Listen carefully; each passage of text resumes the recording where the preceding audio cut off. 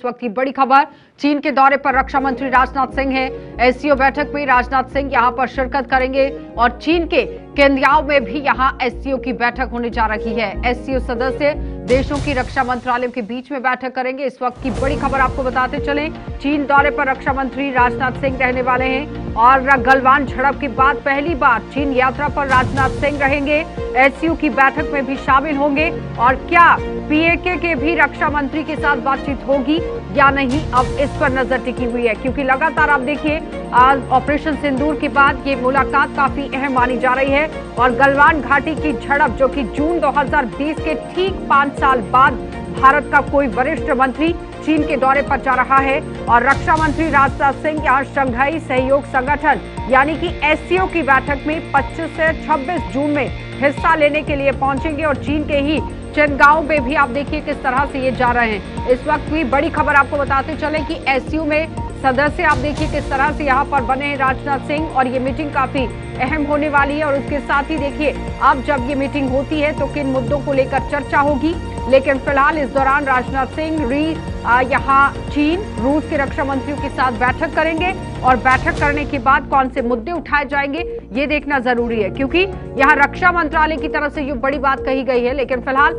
जो एससीओ की बैठक होने वाली है, कैसे वहां पर बैठक होगी, देखिए आज और कल एससीओ की ये बैठक होनी है। 25 और 26 जून का समय दिया गया है, लेकिन फिलहाल ये बैठक काफी अहम है। रक्षा मंत्री राजनाथ सिंह इस बैठक में शामिल होंगे और साथ ही बताते चले लगातार गलवान घाटी की झड़प के बाद यहां चीन का ये दौरा काफी अहम माना जा रहा है और साथ ही ये बताते चले कि यहां गलवान की झड़प भारत का पक्ष किस तरह से राजनाथ सिंह वहां पर रखेंगे, क्योंकि गलवान की जो झड़प थी उसके बाद ये पहली मीटिंग हो रही है। भारत का पक्ष यहां राजनाथ सिंह रखेंगे।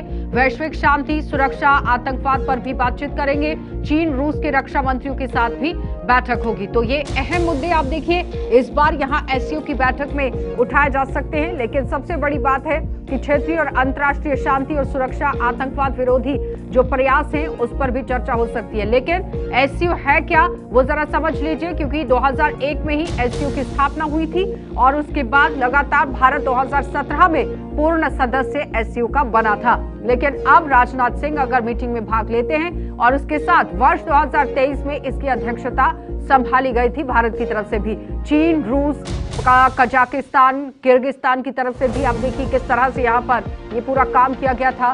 फिलहाल तजाकिस्तान, उज्बेकिस्तान की तरफ से भी लगातार इस पर कार्रवाई हुई। भारत और पाकिस्तान भी इसके सदस्य हैं। लेकिन इसके साथ साथ अहम मुद्दा यहाँ पर यह है कि इसका उद्देश्य क्या है। तो सदस्य देशों के बीच में संबंधों को और मजबूत करना इसका मुख्य उद्देश्य है और राजनीतिक, आर्थिक, वैज्ञानिक, तकनीकी को किस तरह से आगे बढ़ाया जाए इस पर भी मंथन किया जा सकता है और सांस्कृतिक, शैक्षणिक जो क्षेत्र हैं उसमें सहयोग को बढ़ावा देना, क्षेत्रीय शांति, सुरक्षा और स्थिरता की रक्षा करना, ये भी आप देखिए किस तरह से लगातार आगे बढ़ने का प्रयास है। लेकिन इसके साथ साथ आतंकवाद, अलगाववाद और धार्मिक उग्रवाद के खिलाफ भी इसको लेकर एक बड़ी जो जंग चल रही है उस पर भी मंथन किया जा सकता है। उद्देश्य इसका भी है आर्थिक सहयोग, जिसमें व्यापार, निवेश और परिवहन शामिल किया गया है। संस्कृति और मानवीय आदान प्रदान भी है। तो वहीं राजनाथ सिंह एक्स पर पोस्ट कर रहे हैं और लिख रहे हैं कि आज 25 जून को मैं शंघाई सहयोग संगठन यानी कि एससीओ की रक्षा मंत्रियों की बैठक में भाग लेने के लिए किंगरांदो चीन के लिए रवाना हो रहा हूं और मुझे विभिन्न रक्षा मंत्रियों के साथ विभिन्न मुद्दों पर बातचीत करने का अवसर मिलेगा। वैश्विक शांति और सुरक्षा के लिए भारत के दृष्टिकोण को प्रस्तुत करने और आतंकवाद को खत्म करने के लिए संयुक्त और लगातार प्रयासों का आह्वान करने के लिए मैं उत्सुक हूं। और अब आतंकवाद और उग्रवाद का भी मुद्दा यहां पर उठाया जा सकता है। एक तरफ ऑपरेशन सिंदूर, दूसरी तरफ यहां पर एससीओ की मीटिंग और गलवान घाटी के अंदर जो झड़प हुई उसके बाद ये मीटिंग पहली मानी जा रही है।